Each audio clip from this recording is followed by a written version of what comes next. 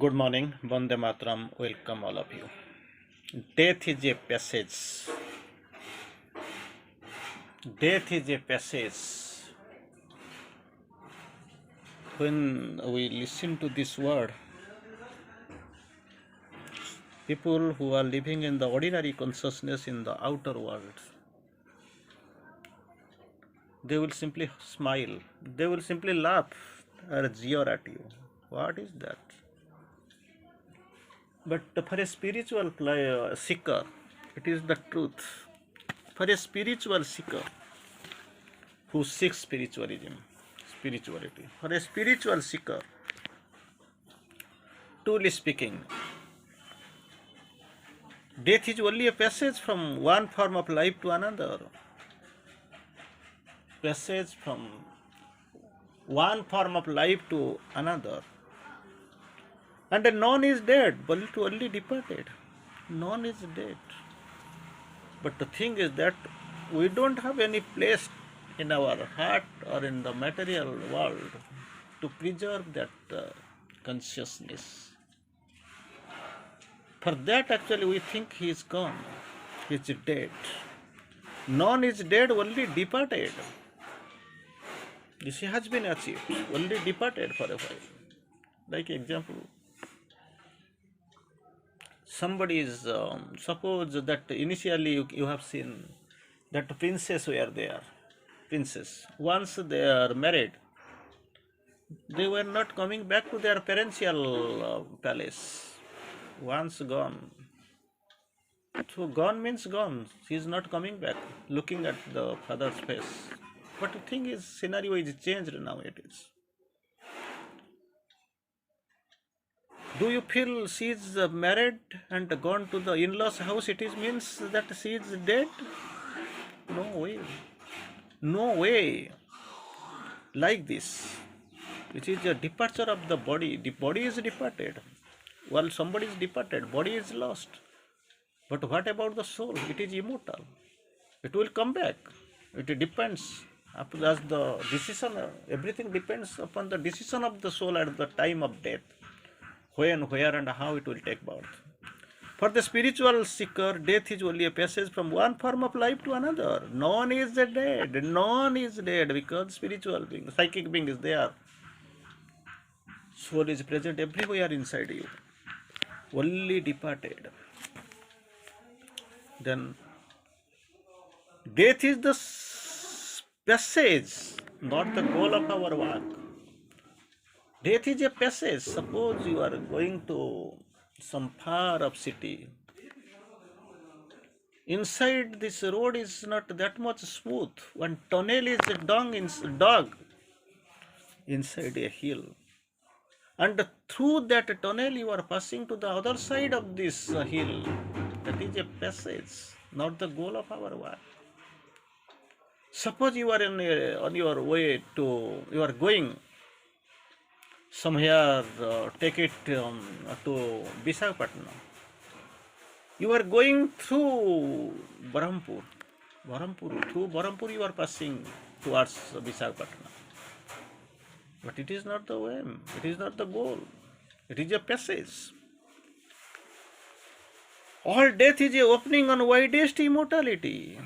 Why are you afraid? Mother quotes one your nice message. I can recall here. No wish to die. Every day what we repeat the same thing. No wish to die, but we wish to die. Life is very clumsy, very bored. I want to die. So this is what the thing we want to see. This is what really we see, we feel. That is what happening here. That is what it is happening everywhere, time, at the every front of life. No wish to die. Will never harbor any wish for death, to die. Second, no will for death. No will, but every time we are willing. And this life is nothing. Everywhere you find there is some problems are here and there. Will to death, will for death. Third, not to be afraid of death. Suppose it is coming on the way. Not to be afraid of death. You must not be afraid of. And finally, Under all circumstances, one must try to come out of it. Under all circumstances, whatever may be the scenario or situation, does not matter. Under all circumstances, one must try to come out of it. That is what the requirement. Here, death is a opening up on widest immortality. Immortality.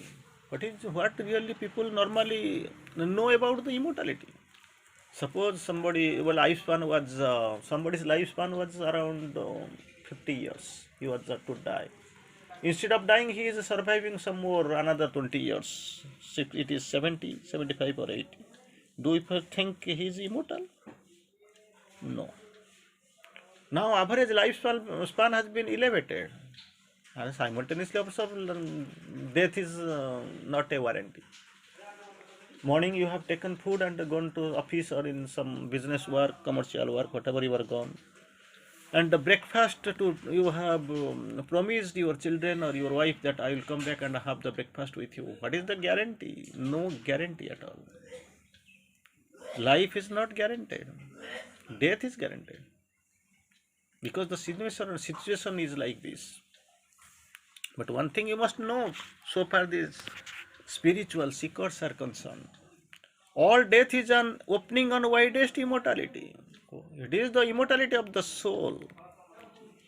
All death is an opening on widest immortality. Immortality assured itself by death, Sri Aurobindo in Savitri. Immortality assured itself by death, page 625. I think you must have read. Because I think number of topics we have discussed on death, you must have recalled. His death assists her immortality. Somebody is dying. Dying, not willfully dying. Dying, not unwillingly, sorry, I am speaking. Suppose somebody is dying, maybe willfully or unwillingly, assists her immortality. Because if he is not dying, then both will be compelled to die. So his death assists her immortality. He has to do something. He had come to fulfill. But thing is that nothing is done. Simply they are enjoying this vital life, vital pleasure, vital love, vital enjoyments. How is it possible to move on? So somebody has to be crossed, sacrificed, in order that another will approach towards immortality, goes towards the victory. You can take the example of this Mahabharata war. Maybe when a day Abhimanyu had to die like others. So many people were there, so many princes were there, so many great warriors, evergreen warriors, ever strong warriors, renowned warriors were there. Everybody has made their end, and those who survived after some time, they had to pass this precarious earth. Anyway, their list is also unlimited. You can't match the list, count the list also. But Abhimanyu was the character. He had to be sacrificed. If his life is not sacrificed, then this war will be continuing like anything. So that was the turning point in Mahabharata war. Like this, another two great warriors also sacrificed. One is, your Ghatatkacha, Belal Sena. They were also sacrificed for one reason or another. Maybe if they complete up the work, then what is about the God's plan, divine plan? Why he has taken the avatar? What is the authenticity of his avatarhood? So they were sacrificed. But here also, the case of Abhimanyu, the case of Abhimanyu is totally different. He was sacrificed. Anyway, three have gone. Balalsan is, I have seen his cut head. And Ghatatkacha spared his life with this Karnas, that divine weapon. And this man became the hero of this universe till now. He sacrificed, being assailed simultaneously from the greatest warriors of the opposing party of that time, Saptarathi. And this boy of 14 years met his pathetic end. So it is the opening on a widest immortality. His death assists her immortality. And you must know, death is an instrument of perpetual life. All here is a mystery of contraries. Darkness, magic of the self-hidden light. Life has hidden itself and becomes the darkness. Suffering, some secret ruptures tragic mask. Secret rupture behind. It is tragic mask because you are getting pain. Death, an instrument of perpetual life, long life, perpetual life, splendor life. It is an instrument, it is taking you. Then why are you afraid of death? Death is a question nature puts continuously to life, and her reminder is to it that it has not found itself. You know, where there is a question, there is an answer. But this question is unanswered till now. This question has been put again and again, billion, trillion times, or I don't know, infinity number of times. But the thing is that this question has not been answered till now. This problem remains unsolved till now, till Mother and Sri Aurobindo came here. Death is a question nature puts continuously to life, and a reminder to it has not yet found itself. What is the reminder? What is the answer? What is the solution? Nobody knows. Nobody knows. And there is also assurance, very good assurance. Death is the spirit's opportunity. Why are you interested? Why are you confused? Why are you backing down? Because for different reasons men fear death. They feel ignorance. They feel this earthly life is all. Nothing was there before it and nothing is after it. I want to enjoy it like anything. But they have forgotten. You are in a transitional phases. Many births gone and many births still to come. Why are you worried? They think, what will happen after I depart from this world? What about my wife? What about my children? Who will take care? What about my property? Whatever I have to explore? Whatever of my pleasurable life that I am enjoying here? And fear, after this life, how the life will come, I don't know. Life may be easy, may be very difficult. I want to enjoy it. And the karma phala, he predicts. Nobody knows, but you know my karma phala. Work style, work result will never be good because I am not in a good phase of life, good path.